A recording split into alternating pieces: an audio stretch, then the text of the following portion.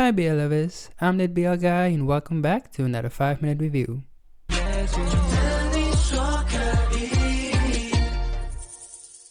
Today we'll be reviewing the BL drama History 5 Love in the Future.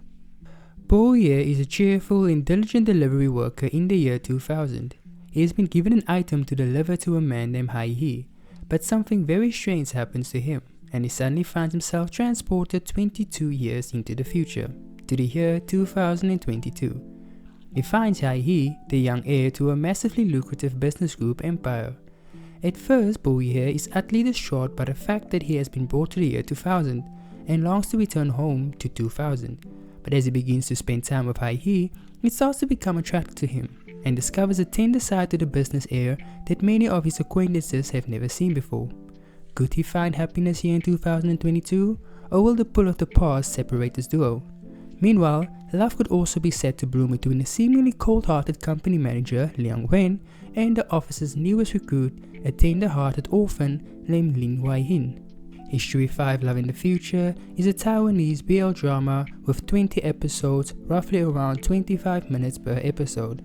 Our four main leads are being played by Son Chang and Linus Wang, and also An Son Chen and Jason Tao.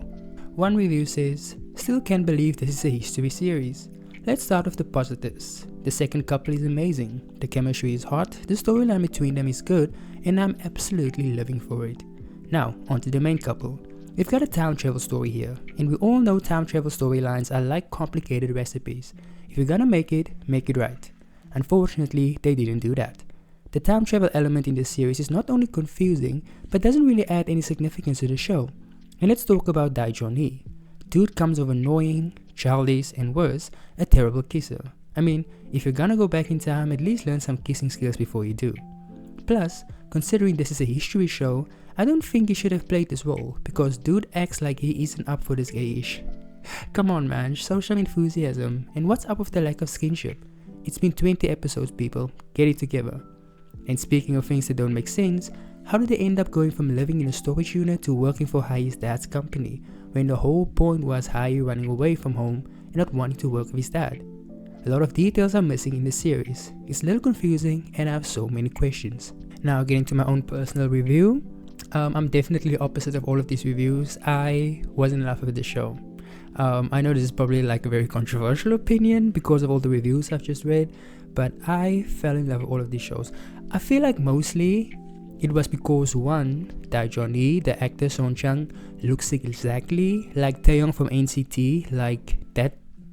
I could not get it out of my head, so I feel like that automatically made me love it more. And also Liang Wang looked so much, or he reminded me actually of the guy who played in YIU. What was his name again? Z. He reminded me so much of Z Prook. So those were two things that already added up for me to the show. And I loved everything about Hai and Joy Dai. I know there were like complications and like issues with like storyline and time travel aspect and all of that ish, but I freaking loved it. The acting, I believe, was so great. Obviously, Son Chang could have done better. He is the main actor or the main lead in the show. So yeah, emotional scenes could have been better. It could have showed a little bit variety, but I still think he did a good job. The emotional scenes, like Hai killed it. The crying, the agony, the pain of losing his dad, just everything about that was just gut-wrenching. I loved that. I absolutely loved the show so much. It was so good. I know it has a lot of issues, like, you know, the cliches of like the flamboyant guy being the evil person, ex-girlfriend being like evil, awful communications. Like there was just a lot of stupid stuff in there. And also like that other couple from History 4, like the stepbrother-ish, that just gave me the biggest ick. Like that kind of ruined the rest of the show for me, because like I hated that couple for obvious reasons, I believe. But other than that, I really did enjoy the show. Without them, I would have enjoyed the show a lot more. But yeah, let me just get to my overall rating. For story, yeah, they could have done a lot better with the story. They could have actually been like a proper fleshed out storyline, but I still enjoyed it. So for story, I would give a 7 out of 10. For acting, like I said, Hai killed it for me. But I guess I have to include all of the actors. So for acting, I would give a 7.5 out of 10. Music, I really enjoyed the OST. it just got overplayed so much that it got really, really annoying to me. So for music, unfortunately, I'm going to give it 6 out of 10. And rewatch value, I don't really see myself rewatching this. Maybe like an episode here or there, like clips from it. So for rewatch value, I would give a 5 out of 10. Yeah, that was my overall rating and review of History 5: Loving the Future.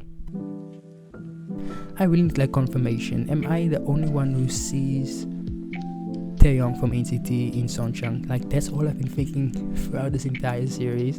And obviously that just made me love the show a lot more, and maybe that's why I'm kind of biased towards it. But I still loved all the romantic scenes, the way they slowly got together, like the flirting, just everything. Perfection to me. Yeah, there's a lot of flaws, but I also still love it.